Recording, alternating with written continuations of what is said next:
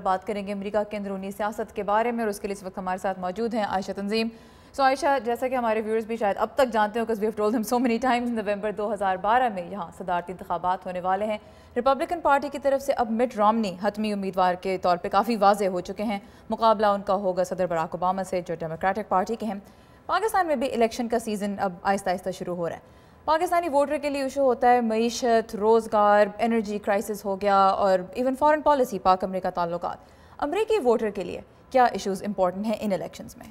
Economy میں شرط لگانے کو تیار ہوں کہ اس الیکشن کا ایک ایشو ہوگا، اور وہ ہوگا اکانومی۔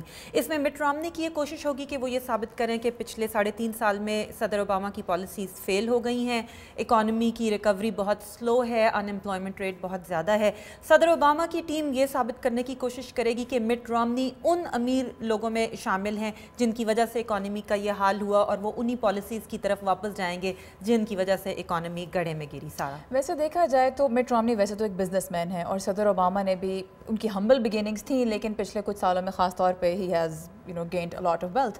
اب اگر یہ دیکھا جائے کہ دونوں ہی اعلیٰ تعلیم یافتہ ہیں، معاشی طور پہ بہت سیکیور ہیں، لیکن جن ووٹرز کو وہ اپیل کرنا چاہ رہے ہیں وہ نیسیسریلی معاشی طور پر سیکیور نہیں ہیں، تو امیدوار کی ذاتی دولت کینڈیڈیٹ کو اٹریکٹیو بناتی ہے لوگوں کے لیے، یا لوگوں کے لیے ایک مسئلہ بن جاتی ہے؟ ناٹ ان دس اکانومی، جب لوگ 2 سال سے نوکریاں ڈھونڈ رہے ہیں، ان ایمپلائمنٹ ریٹ 9% کے قریب ہے، مٹ رامنی 2 سے 250 ملین ان کی ورتھ ہے، براک اوباما، صدر اوباما 5 سے 10 ملین، تو لوگوں کے لیے کچھ اتنی اچھی، مطلب they don't like rich people right now. تھوڑا مشکل ہو جاتا ہے کینڈیڈیٹ کے لیے اپیل کرنا عوام کو، کیونکہ ان کی دولت جو ہے ایک طرح سے ایک نیگیٹو کے طور پہ دیکھی جاتی ہے۔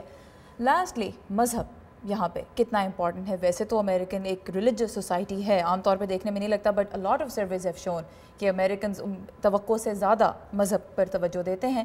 ان الیکشنز میں مذہب کا کتنا کردار ہے when it comes to the two candidates؟ جب تک رک سینٹورم ریس میں تھے تو مٹ رامنی کا مذہب، چونکہ وہ ایک مورمن ہیں، کافی امپورٹنٹ تھا، کیونکہ ہم نے دیکھا کہ انہوں نے کسی ایسی اسٹیٹ میں پرائمری نہیں جیتی جہاں 50% سے زیادہ ایونجیلیکل کرسچنز ہوں۔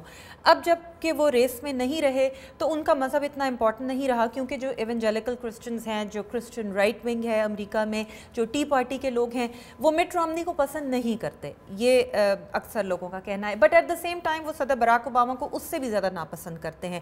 تو کہا یہ جا رہا ہے کہ نو میٹر واٹ، وہ صدر اوباما کے خلاف جو بھی کینڈیڈیٹ ہوگا اس کے پیچھے وہ کھڑے ہو جائیں گے۔ اور امریکہ میں جتنا چرچ اینڈ اسٹیٹ کی سیپریشن، یعنی مذہب کو سیاست سے اور حکومت سے جتنا الگ رکھنے کی کوشش کی جاتی ہے، تو اس میں ظاہر دونوں کینڈیڈیٹس چاہیں گے کہ مذہب کے بارے میں، ذاتی مذہب کے بارے میں کم سے کم گفتگو ہو۔